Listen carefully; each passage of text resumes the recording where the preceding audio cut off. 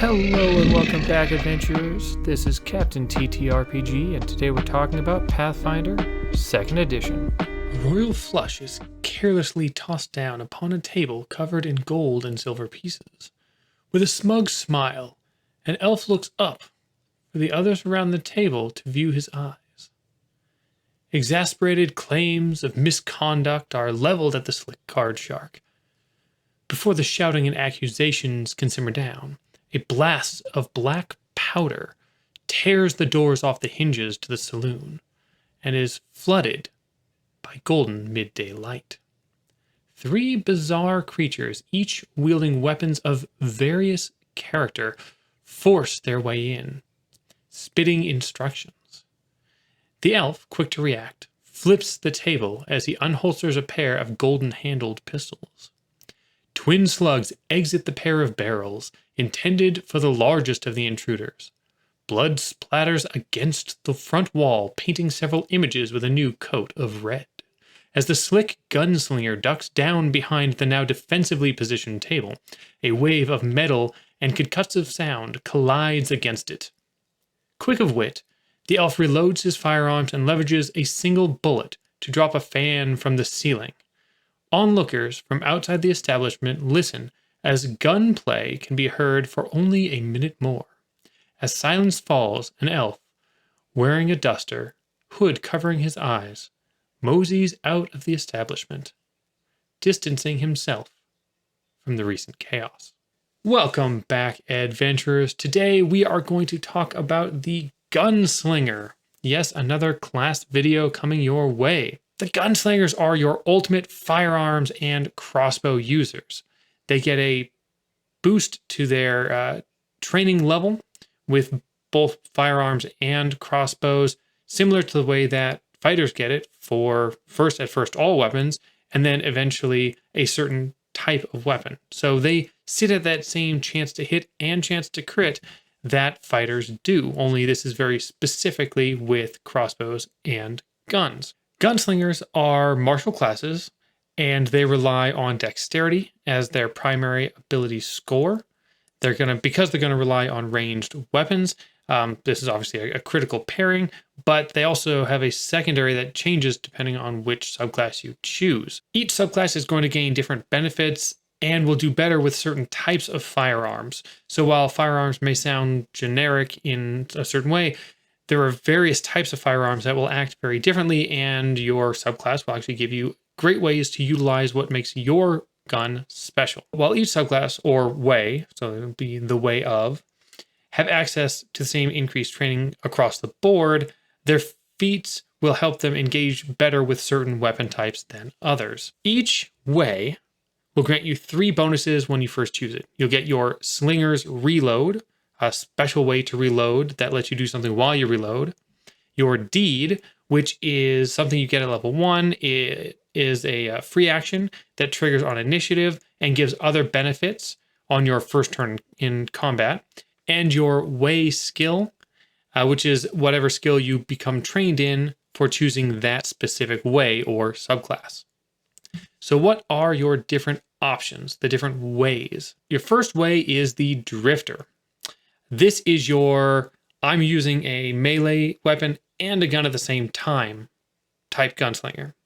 And that might sound counterintuitive to wield both, but it actually has a nice fluid playstyle. Your Slinger's Reload action is that when you stab somebody with your melee weapon, you can use a free action to reload your fired weapon. This works well as a in and out kind of playstyle where you can fire, get in, strike, get back out, fire again, maybe hide, and then get back up and close. You get a lot of movement involved, and it feels very fluid. Your initial Deed lets you equip a one-handed melee weapon and a one-handed ranged weapon when you roll initiative. And on your first turn, your first action on your first turn, you get to stride for free. That's a lot of free actions right there, both equipping 2 weapons and a full stride on your first turn. That's a lot, especially when you actually want to be able to get close. You become trained in acrobatics, which is nice. It's a useful skill, especially when you're dex-based. And both your reload and your deeds are a really great action economy. I mean, that's really what we're talking about here. When you're talking about somebody who wants to get up close anyway, getting all of this action economy, especially when you're going to have both weapons out, you're going to be swapping between which to use. You set yourself up well for success right away at round 1. The next way is the way of the Pistolero. This is also a focus on one-handed pistols or one-handed crossbows, but it's a mix of one-handed weapons and charisma rather than one-handed weapons and a sword. So your Slinger's Reload in this case is, for one action, you can reload and either demoralize a creature or you can create a diversion. Both are exceptional ways to use your charisma and give bonuses not only to you, but also your allies.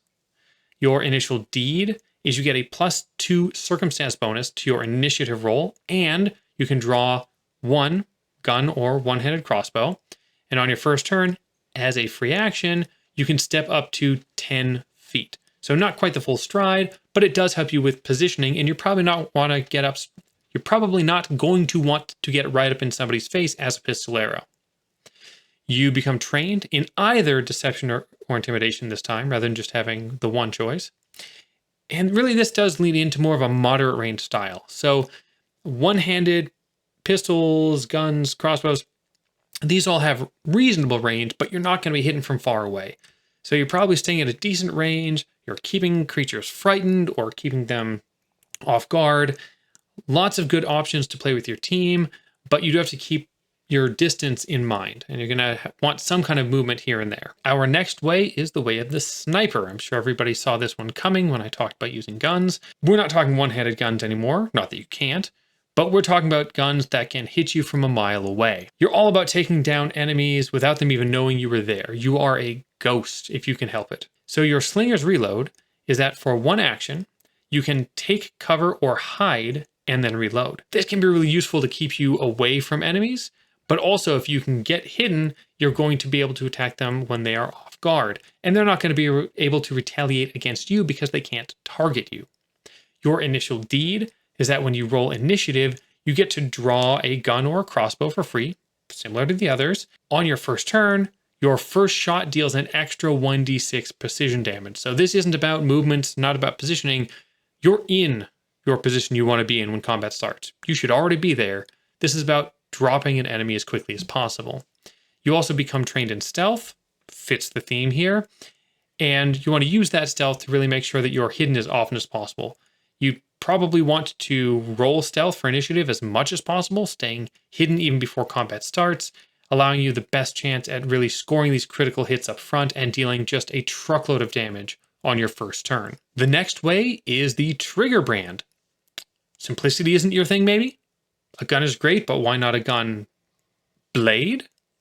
Your weapons should fit any situation, so you wield weapons, generally two-hand weapons, that also are a melee weapon. Slinger's Reload, in this case, is that for one action, you can step toward an enemy and switch the mode of your weapon. So you're going to be using what are called combination weapons, combination being a trait on the weapon, where weapons for one action can switch between melee mode and ranged mode. This will help you switch between them. Your initial deed is that when you roll initiative, you get to draw a combination weapon, and you can choose which form it's in.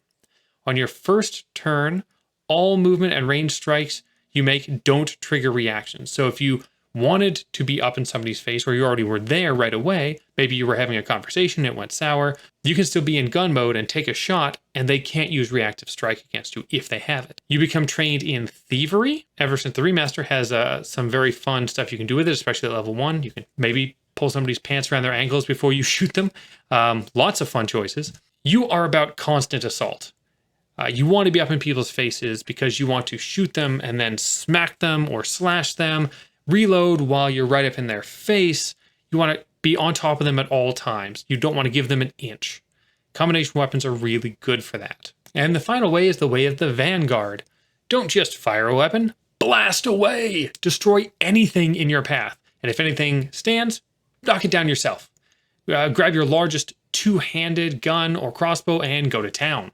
Your Slinger's Reload is that you shove an enemy and then reload. So not only that, but you get to use the same multiple attack penalty for the shove that you used for the blast if you just did it.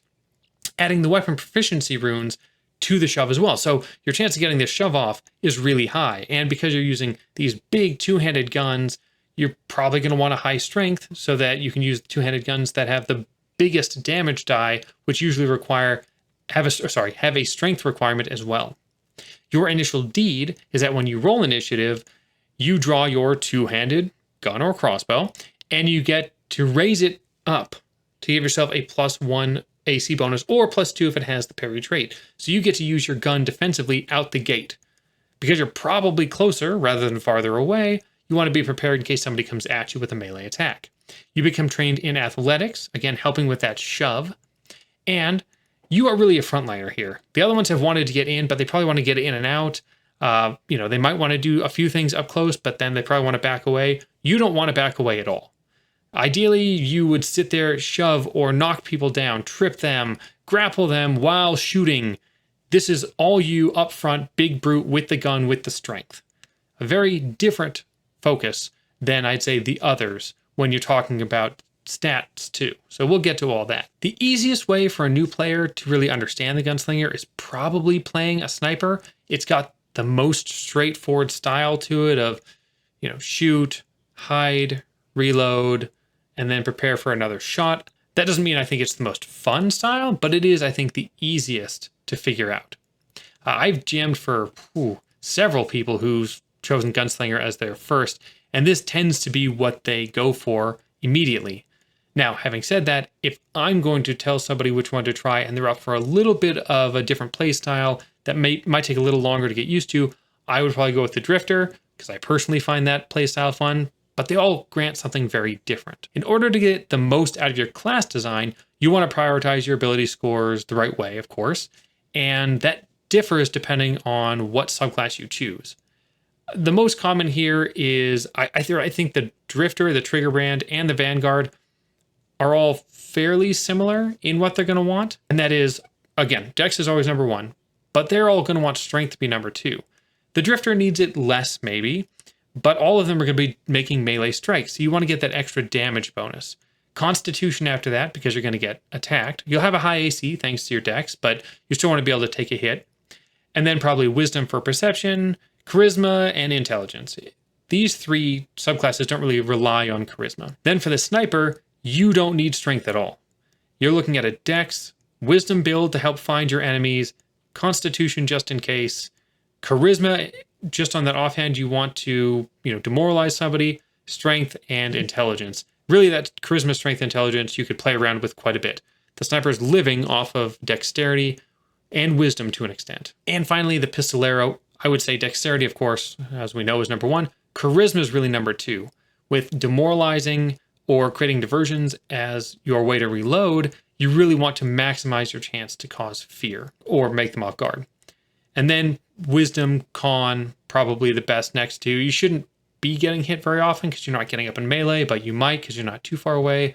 Intelligence, and finally Strength. So let's look at a level 1 build. We don't have to go too deep here. I think we've talked a lot about what you could use to help set it up. When we're looking at your ranged weapons, let's say we're building a Drifter. So this is a ranged weapon that's one-handed and a melee weapon that's one-handed. Level 1 ranged weapon, let's go with the hand cannon.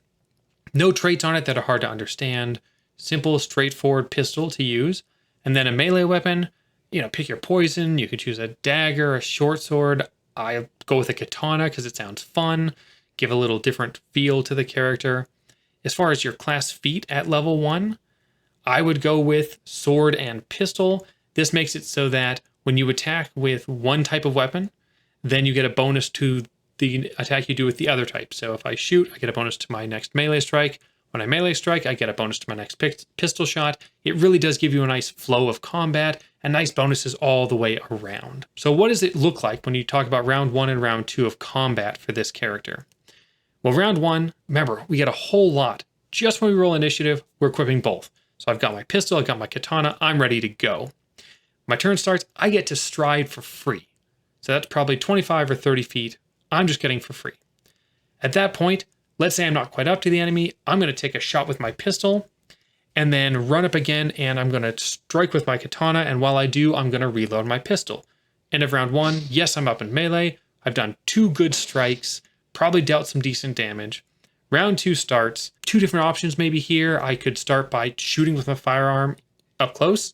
No penalty to that attack. but the creature might have reactive strike. Let's assume it doesn't. I can shoot there, and then I can just stab and reload right away, and then I'm going to get out. All right, this is kind of an in and out style. So I'm going to run out, distance myself, make it take actions to get up to me. Or the other way around on round 2 is maybe I, instead of getting the bonus of my constant back and forth, I might just go ahead and go with a slash with my katana, then get out and gives me a chance to use my pistol right then to finish my turn at a distance after shooting when I've got a little space between me and it, or maybe it's time for me to shoot somebody else. So this gives me a better way to switch targets if I need to do that. So that's what it feels like in combat. There are a few challenges. I know it sounds great. Oh, you've got this extra chance to hit and crit like the fighter does. The one problem that you run into with this class is that while you might crit just as much as the fighter, you're relying on crits because you're using a ranged weapon. A lot of your damage comes from that critical hit. The difference between a crit and a regular hit when we're talking about a ranged weapon, especially when talking about sniper rifles and things like that, is enormous. So it doesn't always feel great to get a regular hit with certain subclasses. But when you crit, it's going to feel amazing. You have to be okay with that kind of style, which is kind of why I bring up the Drifter. Even if I'm not feeling amazing about every gunshot I take, when I'm up close and I'm attacking with my katana, at least my base damage, it feels pretty good. I won't crit as much as a fighter will with a katana, but I'll still hit and crit enough that I'll still feel good about my gameplay. So it kind of even things out. As far as pop culture examples go, I think there's a ton of them. Bring up Malcolm Reynolds. Maybe I've put out that video so far. Maybe I haven't. If I haven't, hey, I'll do a build video soon. If I have, go check out the build video about Malcolm Reynolds. Other characters, Han Solo, Dante from Devil May Cry, the Ghoul, Cooper Howard from the Fallout series. There are a ton of these Western style, doesn't necessarily have to be a Western character, or just, dual pistols or sniper type characters. We see them all over pop culture. Any of them can fit here. As far as roleplay goes, I think there's a lot of ways you can lean into it. It depends on your adventure and how well these guns fit into it. If you're very unique, if this is a very common thing, you could easily be the loudmouth. You could be the one kind of frustrating everybody, going off of the handle. Or maybe you're that stealthy, secretive guy that nobody really knows much about, who hides in the shadows and every once in a while lays down a key shot to end combat. So depends on what you want to lead into. I think it gives you a lot of options, and they'll all play really well as long as you fit them to your character and kind of the subclass you chose. I hope that was helpful. I hope that inspires you to want to play a gunslinger. I do think they're very fun. I think try different subclasses out. You'll find one that fits best for you. As always, adventure on.